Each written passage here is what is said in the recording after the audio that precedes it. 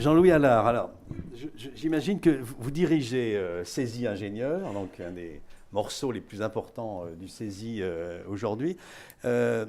J'imagine que depuis ce matin, ce que vous entendez, ça doit résonner, comme on dit beaucoup depuis ce matin. Ça va être l'influence d'Hartmut Rosa qui vient de publier un bouquin qui s'appelle Résonance, je ne sais pas. Le CESI a été créé il y a 60 ans. Et d'emblée sur l'idée de formation en alternance, d'un rapport différent entre le savoir et la pratique. C'était formé, il y avait ça, et il y avait aussi l'idée de permettre des parcours professionnels, puisque le CESI a été créé, a beaucoup œuvré, a été et encore connu assez largement comme ayant œuvré pour le passage à cadre. Ça va aussi résonner par rapport au public qui est ici, c'est-à-dire comment de technicien on peut devenir ingénieur et accéder, y compris au titre d'ingénieur.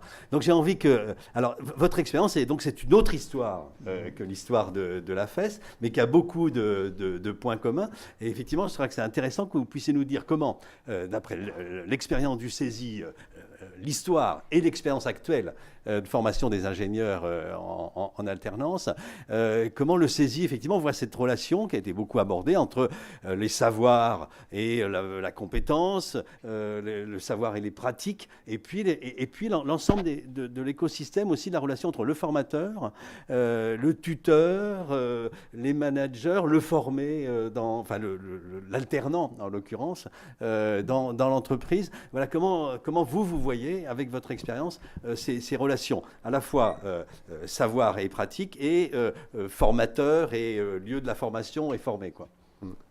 Tout d'abord, merci Jean-Marie. Merci de m'avoir invité, parce que je connaissais un peu la FEST, mais vraiment trop mal. Parce que depuis ce matin, j'entends des choses qui sont tout à fait intéressantes avec des interventions de très haut niveau. Donc un grand merci. C'est vrai que j'avais préparé 2-3 choses, mais je vois que ça... En fait, il y a une forte similitude entre la FEST et des pratiques fondatrices du CESI. Un petit mot ici, il est indiqué Jean-Louis Allard, président du CESI. Le président du CESI s'appelle Laurent Mailleux, donc voilà. Je ne suis que directeur de l'école d'ingénieurs. Alors, bon, d'où je parle Donc le CESI a été créé, comme vous le dites, en 1958. Ceci, ça permet de dire qu'effectivement le CESI a été depuis le départ et est toujours une structure paritaire. Absolument. Dans laquelle il y a effectivement les représentants des organisations syndicales au conseil d'administration et des organisations patronales. Absolument. Donc désolé Laurent.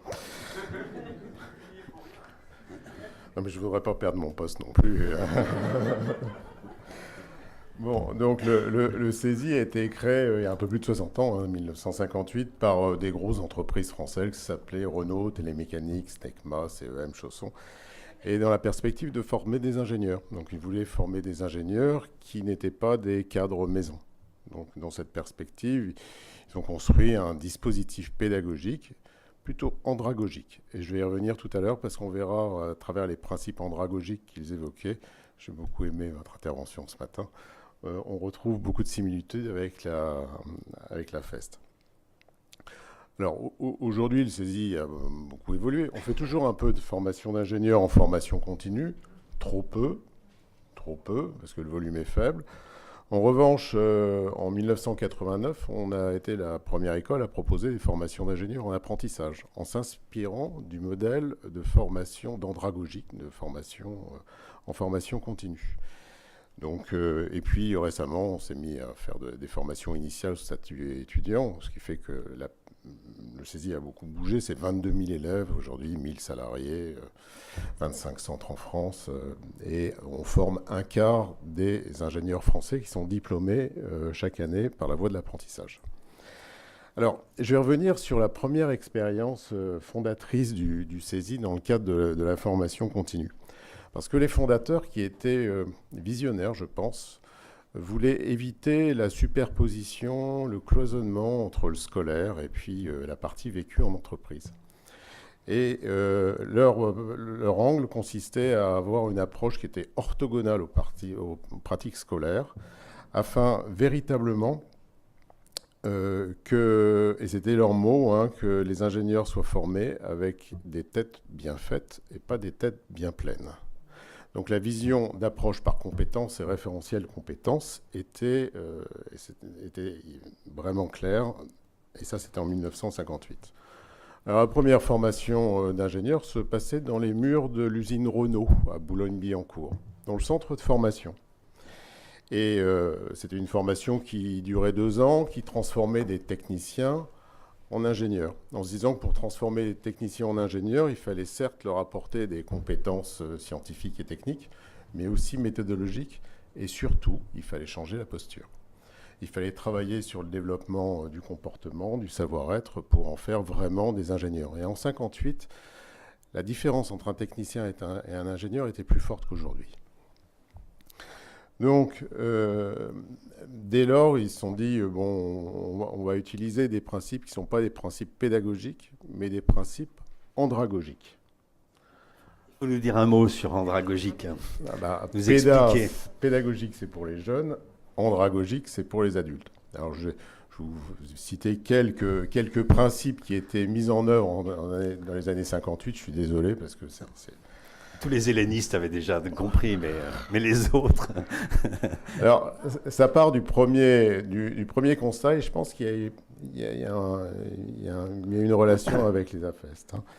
C'est qu'on ne peut rien apprendre à un adulte. On ne peut rien apprendre à un adulte, on peut simplement créer des situations favorables à son apprentissage. Ça, c'est le premier constat. Deuxième constat, et ça c'était écrit dans le texte, la formation doit favoriser l'émergence des représentations que les stagiaires se font des données acquises ou acquérir. Ouf. Ça, c'était les propos à la mode des années 60. Simplement, on ne peut pas envisager un cours à un adulte en abordant et en transférant du contenu. Il faut d'abord pratiquer l'émergence des représentations pour savoir ce qu'ils visualisent derrière une connaissance acquise. Et là, on voit un principe de réflexivité qui a été évoqué ce matin. Ensuite, il était dit que pour des adultes, il faut faire largement appel à des démarches inductives. C'est-à-dire, on part de la relation concrète qu'il vit, et là, on est vraiment dans les AFEST, et remonter progressivement, à travers ces représentations et dans une démarche collective, vers les fondamentaux. Ensuite, il est évoqué, la formation prend appui sur l'expérience antérieure des stagiaires et la mise en partage de tout ceci. On voit aussi quelques points de contact avec les AFEST. Et puis surtout, au quotidien, il fallait mettre en place des approches réflexives. J'entends ce mot depuis ce matin. On va revenir tout à l'heure. C'est pas si facile que ça de mettre en œuvre ces approches réflexives. Alors, les expressions que tous les formateurs utilisaient et utilisent encore, hein, c'est qu'il faut, pour apprendre, il faut mettre des mots sur ce que l'on a vu, lu ou entendu. Il ne peut pas y avoir de réel apprentissage si on ne le verbalise pas. Et puis surtout, il y avait encore un propos qui consistait à dire il faut changer le vécu en expérience. L'expérience étant du vécu réfléchi. Voilà. Alors, là encore, je pense que ça matche assez bien avec les AFEST. Donc pour cela, c'était très instrumenté. Donc il y avait des périodes en centre de formation, puis les périodes des missions en entreprise, on va y revenir, parce que le rôle des responsables était clé. Et dans les périodes en centre de formation, il y avait des séances de réflexion.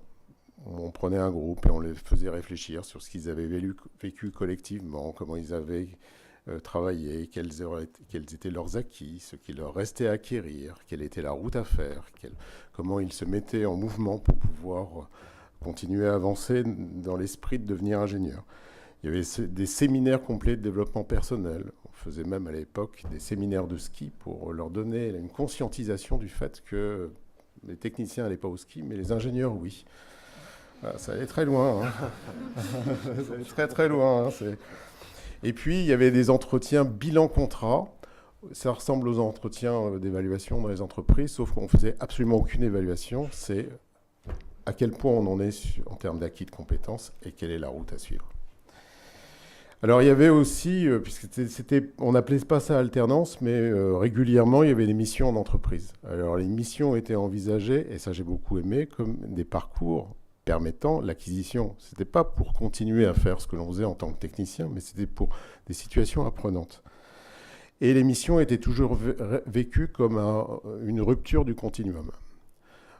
Pourquoi ? Parce que quand ils étaient en entreprise, déjà, ils n'étaient jamais dans leur même service. Parce que s'ils étaient positionnés dans leur même service, ils avaient l'étiquette du technicien qui revenait et était collée sur leur front. Donc on les posait ils allaient dans un autre service. Et puis, avec un responsable qui était autre que le hiérarchique, qui était délégué en tant que responsable de cette mission. Alors, c'était chez Renault, hein, il y avait beaucoup de services. Et on appelait ça l'effet de bocalisation, c'est-à-dire, je suis désolé, c'est pas très joli comme expression, mais en gros, un petit poisson rouge, s'il reste dans un bocal, il reste petit. Si on le change et on met un grand bocal, il grandit. Et en fait, il y a eu une conscientisation du fait que les jeunes devenaient progressivement ingénieurs, et le regard des autres sur leur évolution les mettait en confiance et leur permettait de progresser. Alors, pour l'évaluation, et ça, j'ai beaucoup aimé vos interventions aussi concernant l'évaluation, il n'y avait pas d'évaluation de type contrôle continu en temps limité, etc. Les uns et les autres, à travers ces approches réflexives, capitaliser les traces d'acquis, les traces de vécu, les traces d'expérience, dans quelque chose qu'ils appelaient, c'est un gros livret. Alors maintenant, on appelle ça un portfolio, hein, mais ils n'appelaient pas ça comme ça à l'époque. Ça s'appelait le plan de formation individualisé. Donc, chacun identifiait toutes ces traces d'acquisition de compétences et la manière dont la complétude du référentiel de compétences de l'ingénieur qui était donné. On n'appelait pas ça non plus un référentiel de compétences, on appelle ça un référentiel métier. Et c'est uniquement, l'évaluation se faisait à travers une soutenance finale, ou un peu comme une VAE d'ailleurs, un parallèle. Et là, il y a encore des similitudes avec la FEST. Le nouvel ingénieur faisait la démonstration de ses acquis.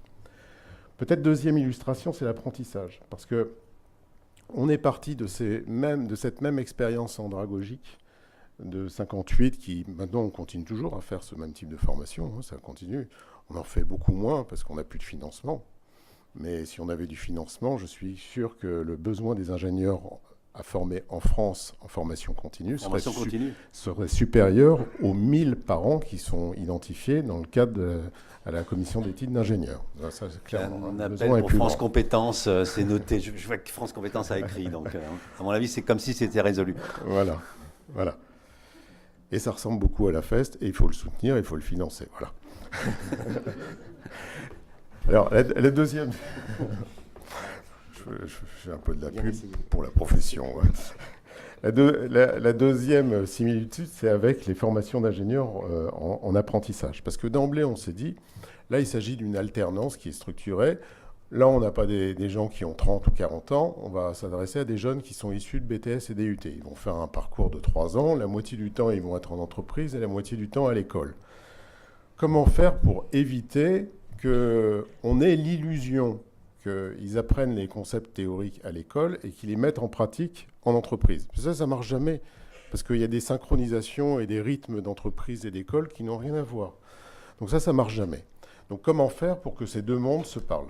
Donc on a travaillé sur ce décloisonnement, sur ce qu'on a appelé le trio gagnant, en disant que ce qui est important, et ça je l'entendais bien encore ce matin, c'est l'identification du projet pédagogique, quel qu'il soit, afin de faire converger les trois acteurs vers un objectif commun. Les trois, c'est l'entreprise, c'est l'école, le CFA, et c'est le jeune. Et comment faire pour augmenter, on a les trois acteurs, l'énergie de liaison entre les trois? Alors cette énergie de liaison, c'est d'arriver à rapprocher les mondes. Déjà, on évite de faire, dans la période académique à l'école, des grands amphis dans lesquels les jeunes s'ennuient. Parce que quand ils sont en apprentissage, ils développent un concept d'utilité. Comme en entreprise, ils sont très utiles et ils voient à quoi ça sert, à l'école, ils ont besoin d'avoir cette utilité. Et si jamais il y a trop de distanciation entre un cours de mathématiques fondamentales et l'usage qui semble en dégager, tout de suite, ils décrochent. Donc, se rapprocher du modèle d'entreprise en développant des pédagogies inductives par projet, où ils travaillent en groupe sur des exemples concrets et où les formateurs, qui sont des enseignants-chercheurs, hein, les amènent au fur et à mesure à remonter vers la conceptualisation théorique qui fait partie du référentiel de compétences de l'ingénieur. Donc, et en entreprise, et ça c'est à mon avis, il y a un autre parallèle avec l'école, il ne s'agit pas de mettre un apprenti pour continuer à faire un travail pendant 3 ans avec des missions qui c'est juste un job. Donc on a envisagé au début un contrat dans lequel des missions très précises ont été définies, prescriptives, avec une mission ouvrière, une mission technique, une mission recherche, une mission ingénieur, et avec un partage très clair des objectifs de ces missions pour être sûr que ce sera possible, des référentiels de compétences qui correspondent à chaque mission, qui peuvent permettre à l'élève de consigner ses acquis individuels, ses éléments de preuve d'acquisition de compétences, avec des grilles d'évaluation qui permettent aux tuteurs d'entreprise d'avoir un support d'entretien qui le favorise cette approche réflexive. Et puis, un cahier de transmission. Alors tout ça, c'est un journal de bord, c'est un gros ouvrage qu'on a gardé en mode papier. Alors c'est peut-être has-been, mais au moins tout le monde écrit et puis l'apprenti se déplace et c'est un vrai portfolio. On devra peut-être se mettre un jour à l'heure du numérique, peut-être après moi, on va dire ça. Alors on se rend compte que la mission du tuteur, et j'en reviens, est vraiment complexe. Et à ce titre-là, on essaye de leur donner un guide méthodologique pour qu'ils puissent à la fois être l'accompagnateur en entreprise, l'ouvreur vers les différents services, le formateur dans une approche réflexive, mais aussi l'évaluateur. Parce qu'en apprentissage, il y a entre 30 et 50% des crédits, des ECTS, qui sont donnés par l'entreprise. C'est-à-dire si le jeune n'a réussi pas son parcours d'entreprise, il n'a pas son diplôme. Donc, c'est très difficile et on se rend compte que ce rôle réflexif des tuteurs entreprises est assez complexe à acquérir. Alors, on organise des formations, on fait rencontrer les tuteurs ensemble, on envisage des visites en entreprise pour éviter que le quotidien reprenne le pas et pour organiser systématiquement ces moments de recul, de distanciation pour amener au tuteur à le rappeler son rôle de formateur. Alors, en petite conclusion extrêmement rapide, simplement, je pense que pour nous, ce qui est vraiment fondamental et probablement le plus difficile, et dans l'enseignement supérieur, vraiment le plus difficile avec des enseignants-chercheurs qui n'ont jamais fait de travail sur la réflexivité, c'est de bien comprendre qu'on ne peut qu'apprendre qu'à partir du moment où on a une démarche réflexive. Et que ça, ce n'est pas un acquis. C'est peu naturel. Il y a des jeunes, il y a des personnes qui font preuve d'une assez grande aisance et d'autres d'une assez grande réticence. Pour entrer dans c'est une nouvelle posture et c'est quand même assez complexe. On se rend compte aussi que le manager a beaucoup d'aisance dans l'évaluation de la performance, mais alors beaucoup plus de difficultés dans l'aisance à accompagner le développement des compétences de ses équipes. Bon, ils peuvent le faire, bien sûr, mais c'est moins naturel. Et en plus, on a une pression exogène du marché qui nous amène vers une production, on peut comprendre. Ce que l'on observe depuis, on fait des formations d'ingénieurs par apprentissage depuis 1989, que pour les managers qui ont tenu cette mission, dans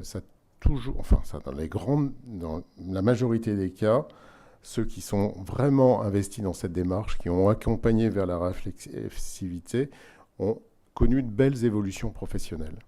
Parce qu'ils ont réussi à fédérer, à acquérir des compétences qui étaient utiles dans leur nouveau job de manager, en développant les compétences de leurs salariés. Et c'est vrai, je vais en boucler là-dessus, parce que c'est une phrase classique au CESI, je pense qu'on a vraiment raison d'investir dans l'homme avec un grand H, parce que nous, on est convaincus que l'homme est la véritable richesse de l'entreprise. Une question sur vos formateurs, c'est-à-dire les 1000 salariés. Alors, ils ne sont peut-être pas tous en situation d'enseignement ou de formation, mais ça nécessite aussi, pour accepter cette relation-là avec l'entreprise, avec le tuteur, cette relation plus humble par rapport à ce qu'est un enseignant du supérieur en plus. Comment vous les recrutez? Est-ce il me semble qu'il y a une sorte de modèle bien particulier de formateur pour travailler au CESI, non? Alors, il y avait Je ne suis pas candidat, hein, c'est pas ça le sujet. Mais... D'accord. Il y avait un modèle très particulier puisque dans les premières années, on prenait des ingénieurs qui travaillaient déjà en entreprise et qui avaient envie de vivre cette aventure-là. Alors aujourd'hui, école d'ingénieur habilitée par la commission des titres, exigence des enseignants-chercheurs, activités de recherche associées. Donc on a un équilibre avec des enseignants formateurs qui sont les mêmes qu'au début, hein, des gens d'entreprise qui ont ce vécu et qui ont cette volonté de transmission. Et puis des enseignants-chercheurs qui sont plutôt un peu plus forts en termes, très centrés sur leur recherche. Mais cela dit, on n'abandonne pas. C'est-à-dire que même les enseignants-chercheurs, on les forme à travers des séances de formation, à mettre en place des pédagogies actives pour éviter d'être dans un mode transmissif qui ne sert plus à rien du tout, ça c'est sûr. Mettre en place des pédagogies actives, à les amener à faire preuve de réflexivité. On les envoie aussi en entreprise pour être confrontés au réel, au concret, à l'avenir des jeunes qui vont former. Et ne pas avoir comme seule perspective, qui est louable, mais au CESI, on essaye quand même d'être ancré en entreprise. On n'essaye pas de les diriger vers une seule perspective, qui est la réussite à travers la recherche. Comment vous expliquez que depuis 60 ans, vous êtes vraiment construit contre le modèle séparatiste qu'on évoquait en début de séance? Enfin, tout ce que vous dites, c'est surtout pas le modèle séparatiste. Il me semble que, bon, à part l'expérimentation à FEST, mais vous êtes resté relativement isolé. Ce matin, tout le monde disait ah non, ce modèle séparatiste, c'est lui qui est prégnant, c'est lui qui est dominant, c'est lui que tout le monde reprend, etc. Comment vous expliquez que le CESI n'ait pas fait plus école? Ce qui n'est pas forcément que de la responsabilité du CESI, hein, je vous l'accorde. Alors là, s'agissant des formations d'ingénieurs, je pense que pendant longtemps, le CESI a vécu heureux en vivant caché. Et c'était vraiment la culture qui est industrielle. Quand on a les bonnes trouvailles, on les garde comme des brevets. C'est uniquement depuis 2010 où le CESI a voulu prendre une position dans le monde de l'enseignement supérieur, a intégré la CGE, la CDFI, la CTI, etc., en se disant, voilà, c'est 60 ans, à l'époque c'était 50 ans, c'est 50 ans de recherche et de mise en application, eh bien on va en faire profiter la communauté de l'enseignement supérieur. Donc on s'est investi à la CDFI, qui est la conférence des directeurs des écoles françaises d'ingénieurs, où le CESI est référent en matière de formation en apprentissage. J'ai en charge, au sein du conseil d'administration, cette partie-là. À la CTI, où j'ai en charge aussi... plutôt les réflexions sur l'apprentissage. Donc, Laurent Maillot a présidé la commission d'éthique d'ingénieur, me semble-t-il. Je n'en suis que membre. Et au sein de Comieux, ESAM, on est ensemble dans hautes études Sorbonne, Arts et Métiers, et où on est plutôt dans une démarche d'ouverture pour partager les bonnes pratiques. C'est pas pour ça que ce qui est bon pour le CESI est bon partout. En revanche, on communique nos idées largement dans des conférences invitées afin que les uns et les autres prennent les éléments qui leur semblent utiles.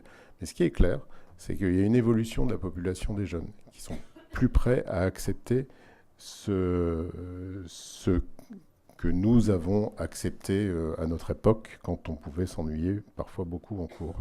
Ok, merci beaucoup.